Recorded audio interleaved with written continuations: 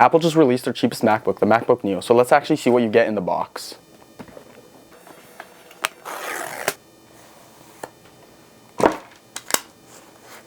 Alright, so this is the laptop.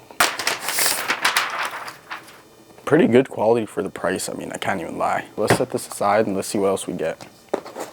Alright, we get a charger and we get a brick. It's the small brick, it's not the ones that you get in the Pros, like the big ones. Like this.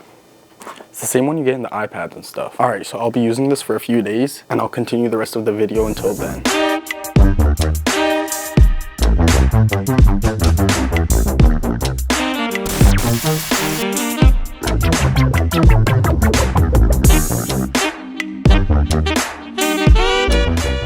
Alright, so it's been a week since I've been using it and it's a pretty interesting product. It fills a gap that wasn't really there before. Like, you have the Air, the Pro, but none of them are really that budget, if you know what I'm saying. This is more in the lower end. Like, the MacBook Air is like medium priced and the Pro is pretty expensive. But this, it's there to compete with like Chromebooks and mainly cheaper Windows laptops. So it's their cheapest laptop that they're selling right now at $600, or if you're Canadian, $800. Honestly, I didn't expect much at this price. I'm like, it's just another budget laptop, but it kind of proves me wrong, I can't lie. It has the iPhone chip from the A18 Pro, so I was more like, nah, this gotta suck. Because even if the iPhone 16 Pro is quick and stuff, this is also running Mac OS and like a full computer software on a phone chip. So you get what I'm saying. So anyways, let's start with the design. So it looks like a normal MacBook. It's made of aluminum, has 2 USB-C ports and speakers on the side, which aren't really that great. Like, the other MacBooks have their speakers on the side right beside the keyboard. However, this is on the bottom, right beside the headphone jack, which is also in a weird placement. It feels pretty premium for the price. However, the keyboard is a bit different. It's the same exact keyboard switches and everything like the $3,000 MacBook Pro. However, it doesn't have backlight. So you don't know where your key's at and you don't know how to type. At night, it can be pretty frustrating. It also has a nice touchpad. However, it's not the same touchpad that you get in the other MacBooks. It's more like the old one where the trackpad actually goes down. Like, if you didn't know, the Magic Trackpad does not actually move. It has like a haptic sensor kind of thing, where you feel like it's moving, but it doesn't actually move. However, this physically moves down and you can actually feel it. It comes in 4 colors: silver, indigo, citrus, and blush. And also, if you paid $100 extra for the 512GB model, it comes with Touch ID. So it has a 13-inch display at around 2K resolution, 500 nits brightness, which is okay, but it doesn't have mini LED. So like, the blacks are kind of blue, if you know what I'm saying. This is similar to the Air, so it's not as luxurious as the Pro. It's pretty bright and sharp, nothing to complain about, but yeah, I just had to throw that in. It has a 1080p webcam, which is pretty good for like Zoom calls, Google Meets, and any other sort of meetings that you have to do. Hello, this is a audio and a visual test of the MacBook. You can see how it sounds. I'm not really sure, but I'll be seeing it in the video right now. Camera's pretty bad. I mean, it's a low light situation, so it's kind of expected. Yeah, there it is, 1080p webcam, and apparently good mics, so let's go. For performance, it has an A18 Pro chip, 5-core GPU, 16-core neural engine. Fanless design, it's completely silent, so it's good for browsing, YouTube, schoolwork, light creative tasks. Apple claims it's up to 50% faster for everyday tasks than many PCs in this price range. The max amount of RAM you can get on this is 8 gigs, which is kind of a bummer if you wanted like the 16 gig model, because nowadays 8 gigs is pretty much nothing. However, who cares about all of that if real world performance is actually good or bad? So let's test it out. So basically how I'm gonna test it is I'm gonna make a video about the MacBook and I'm gonna edit it on the MacBook itself, and we'll see how it goes. All right, so let's go.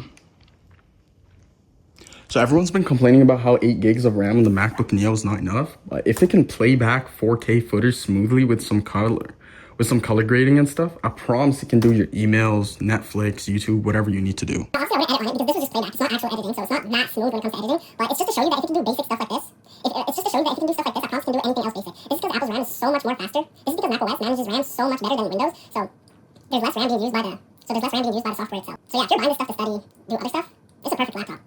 And also for $600. All right, so let's edit this. All right, so I cut all of this stuff out. Okay, good. All right, now let's do the second part. Obviously, I wouldn't edit on it because this was just playback. It's not actual editing, so it's not. I wouldn't edit on it because this was just playback. It's not actual editing, so it's not that smooth when it comes to editing. But it's just to show you that if it can do basic stuff like this, it's just to show you that it can do stuff like if it can do editing. All right, there you go. It's lagging. Hold up. I don't do that many effects. I don't do that much. when editing shorts, but so it's mainly just a basic edit. So yeah, there you go. All right, so let's add some text and we'll export it right after. Kind of laggy. I don't know why it's getting it wrong. What the hell? All right, so I gave up on captions. Let me just try exporting it without captions or anything.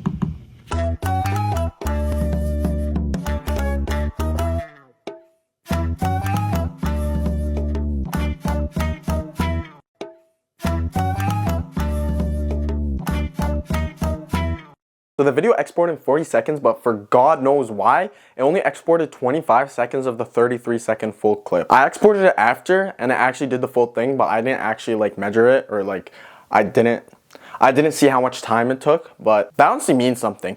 This computer right here is not made for video editing. However though, if you're using this computer to write your emails, watch shows, do homework, do basically anything else other than like coding, video editing, light photo editing would work, light video editing would work. But however, if you're like a professional in any of these stuff, this is not the laptop for you. Go on with a MacBook Pro, or if you're on a really budget, the Air at least, or any other Windows that like match specs. Like for example, the XPS 15 is a solid laptop for video editing, coding, anything else, anything professional you need to do.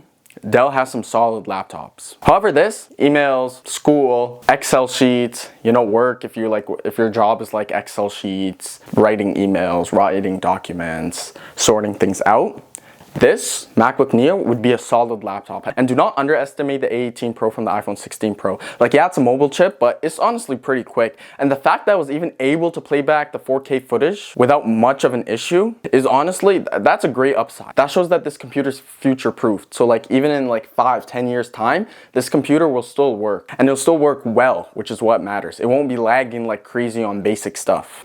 Because it's able to do more than what it's supposed to do. So like when the normal stuff becomes heavier on laptops, this will still keep up. But however, that's been it for today's video.